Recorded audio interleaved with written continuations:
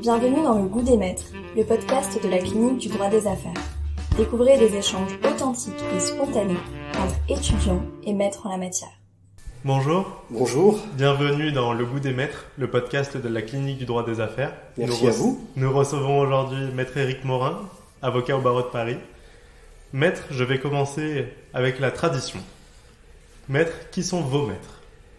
C'est un mot difficile, on nous le dit toute la journée, on nous appelle comme ça, maître, et puis après quand on pose cette question de cette manière-là, on se dit en fait ça n'est pas un mot du tout venant. J'en ai eu 3, mon professeur de philosophie en terminale qui m'a ouvert l'esprit. Tout d'un coup, on pouvait faire autre chose que de réciter, on pouvait réfléchir. Ensuite, mon professeur d'histoire du droit, professeur Bluch, à Panthéon-Assas, où je faisais un DEA d'histoire des idées politiques, et où on a passé 1 an à étudier une seule année, l'année 1793.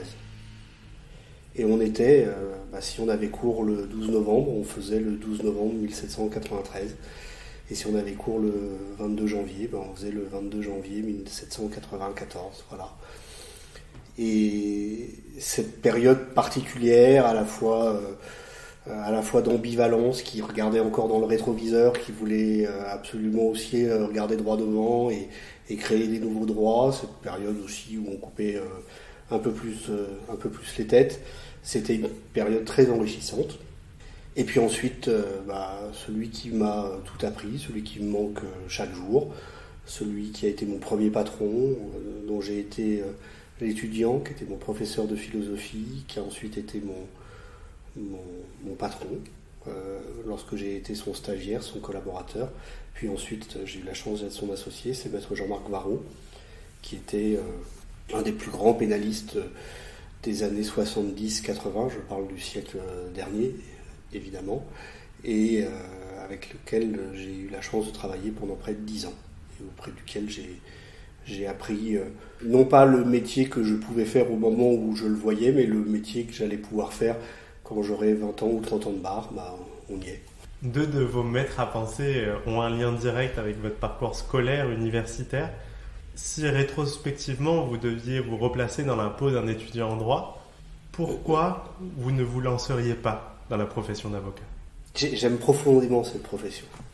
Elle nous donne sans doute les joies les plus immenses qu'une profession puisse donner à quelqu'un. Mais elle épuise. Elle épuise physiquement, elle épuise moralement. Parfois, elle épuise même financièrement. Et c'est toute cette difficulté d'avoir à gérer à la fois de véritables ascenseurs émotionnels. Quand vous perdez un dossier, quelle que soit l'importance du dossier, il n'y a pas de petit dossier, vous vous dites je vais aller vendre des niniches dans une baraque à frites à Palavas-les-Flots, parce que vous vous dites je ne suis pas fait pour cette profession, et même encore on se le dit. Puis quand vous gagnez, vous êtes un peu le roi du monde, puis vous savez que le lendemain il va falloir remettre l'œuvre sur l'ouvrage, mais elle épuise. Pour certains, elle fait passer à côté de l'essentiel, de la famille, de la santé. C'est à ça dont il faut être attentif. Je ne sais pas si je ne ferai pas cette profession, parce que je me suis souvent dit que je serais incapable de faire quoi que ce soit d'autre. Concrètement, pour travailler, pour me faire vivre, j'ai plein d'autres passions à côté. Mais oui, soyons attentifs à ça. Et donc, quelles sont les qualités, finalement, qu'il faut pour embrasser cette profession ? Je pense que c'est la fidélité.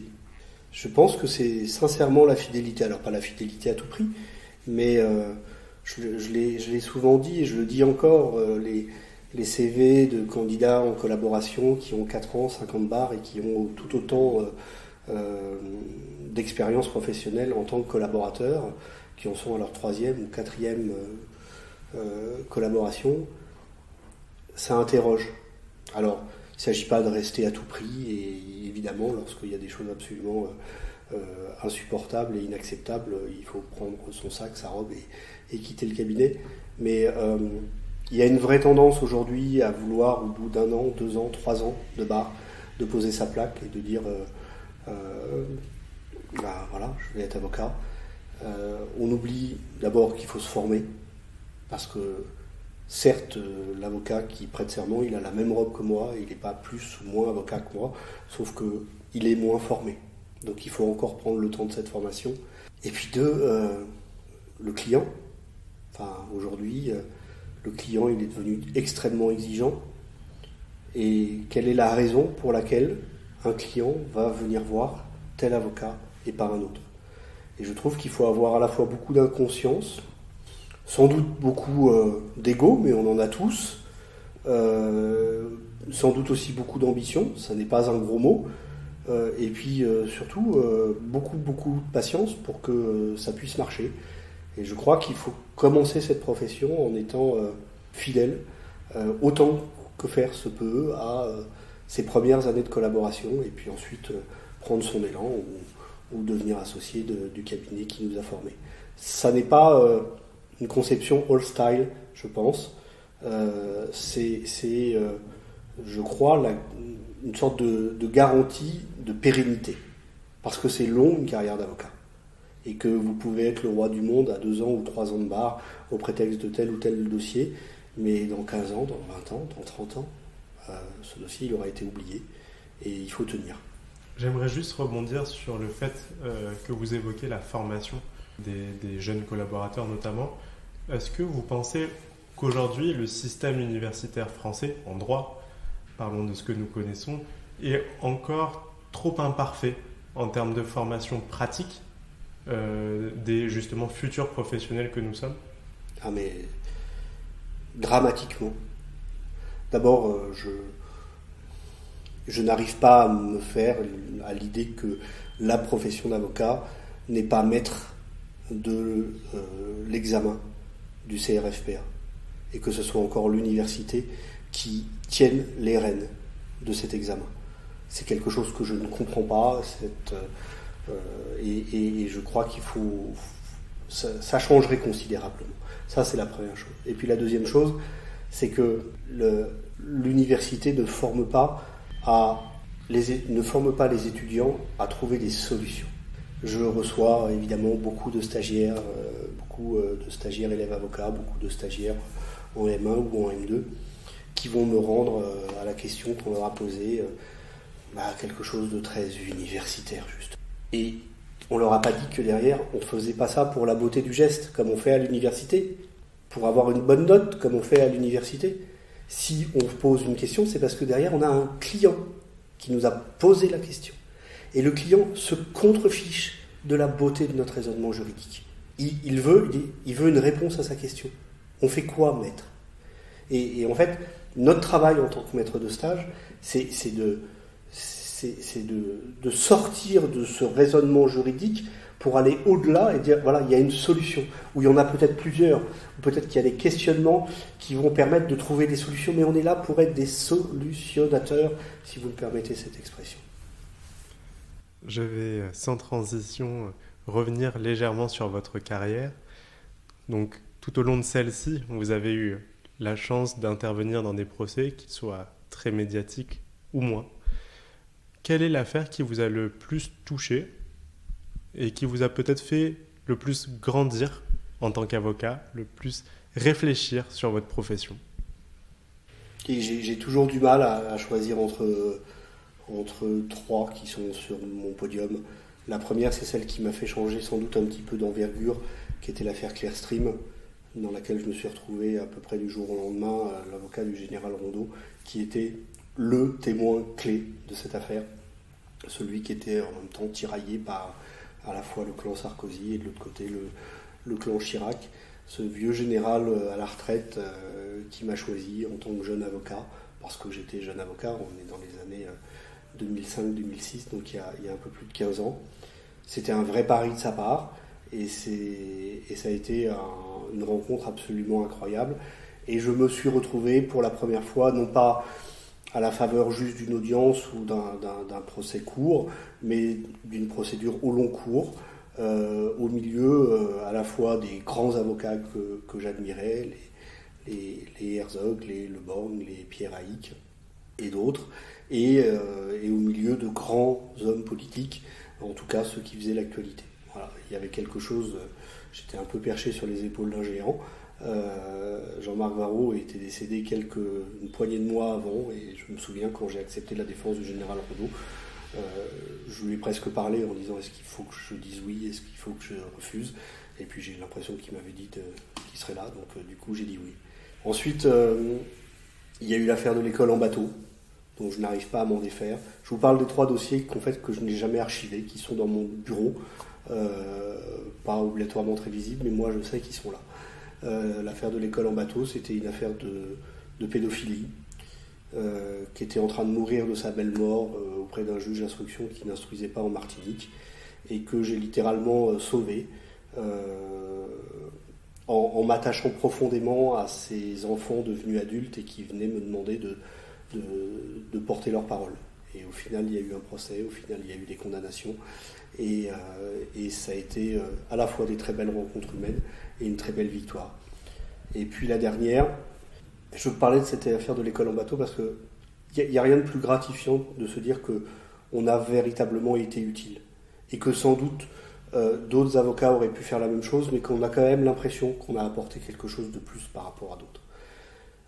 Et puis la troisième affaire, c'est la libération de Michel Cardon, qui était le plus vieux détenu de France, à qui j'ai écrit, que je suis allé rencontrer, et avec qui on a cheminé 2 ans dans une procédure qui n'était pas ma matière, mais où il y avait aussi une patte humaine, quelqu'un à sauver. Et aujourd'hui, il est sorti de détention après 41 années de prison, et il va bien. Si vous profitiez de cet espace de parole, de ce temps de notre échange, quelle serait votre tribune pour les gens qui nous écoutent, mais surtout pour les gens à qui vous avez envie de vous adresser? J'imagine que ce sont d'abord les étudiants, et j'ai envie de leur dire d'être curieux en fait. Vous ne pouvez pas imaginer, lorsqu'on reçoit des CV, si on regarde la formation universitaire ou les diplômes, vous avez à peu près tous les mêmes. Il y a même une course à en avoir encore plus, des plus en plus prestigieux. Moi, ce qui m'intéresse, c'est pas le clonage. Ce qui m'intéresse, c'est d'avoir une équipe qui va à la fois avoir un cerveau bien fait, mais aussi avoir du cœur. On est avocat, moi je suis avocat pénaliste, et je ne peux pas faire ce métier sans cœur. Et je crois que on serait un pur avocat d'affaires, on ne pourrait pas non plus le faire sans cœur. Il y a quelque chose qui me frappe, je participe beaucoup on me demande de participer comme jury, ou parfois même comme apprenti candidat à ces concours d'éloquence qui se sont considérablement développés dans les universités. Quelle chance vous avez! Quelle chance vous avez! Sans faire le vieux con, nous on n'en avait pas. C'est-à-dire que l'éloquence, moi je l'ai découvert avec le concours de la conférence, en arrivant au barreau ou en arrivant à l'école à l'EFB. Et c'est une énorme chance, parce que cette prise de parole en public, elle ne sert pas que pour les avocats plaidants, elle sert aussi pour les avocats fiscalistes, elle sert aussi pour les avocats d'affaires, elle sert aussi à essayer de convaincre que notre contrat, il est bien rédigé, il est mieux. Évidemment que cette prise de parole, c'est argumenter et séduire, ça veut dire convaincre, et qu'on a besoin comme avocat de convaincre en permanence, quelle que soit la matière. Soyez curieux et apprenez non seulement à parler, mais ayez d'autres centres d'intérêt. Parce que faire que du droit, au bout d'un moment, ça va vous épuiser. Voilà. Par 2 fois, vous avez évoqué la philosophie. Vous évoquez donc d'avoir d'autres centres d'intérêt. J'imagine que la philosophie en est potentiellement un des vôtres. Quel ouvrage recommanderiez-vous à un étudiant en droit pour en apprendre peut-être un peu plus sur lui et se faire une idée de s'il est vraiment fait pour ce métier? Je ne donnerai pas obligatoirement un livre de philosophie. Je trouve qu'il faut lire les mémoires d'avocats. Parce que finalement, ce qui nous raconte, c'est parfois triste, c'est triste peut-être, mais c'est comme ça, on va pas changer le monde. Ce qui raconte un avocat, c'est les affaires qu'il a eues. On va pas parler de sa famille, on va pas parler d'autre chose, on va parler des affaires qu'il a plaidées, qu'il a portées, qu'il a gagnées, qu'il a perdues. Et je trouve que les mémoires d'avocat, qui sont une sorte de tradition du barreau depuis que les avocats existent, parce qu'ils aiment bien ne parler que d'eux, la preuve c'est que je suis là, il faut lire aussi les mémoires des avocats des années 70, 80. Évidemment qu'il faut lire les livres de Jacques Vergès, évidemment qu'il faut lire les mémoires d'Henri Leclerc, celles de Jean-Marc Varro. Même j'ai vu récemment des plus jeunes confrères, j'ai vu mon ami Yacine Bouzrou qui venait de sortir un livre qui doit raconter sa vie. Grand bien lui fasse, on peut trouver ça ridicule, mais je trouve que quand on est au stade d'un étudiant, je trouve que c'est bien de se rendre compte à la fois de cette diversité incroyable du barreau.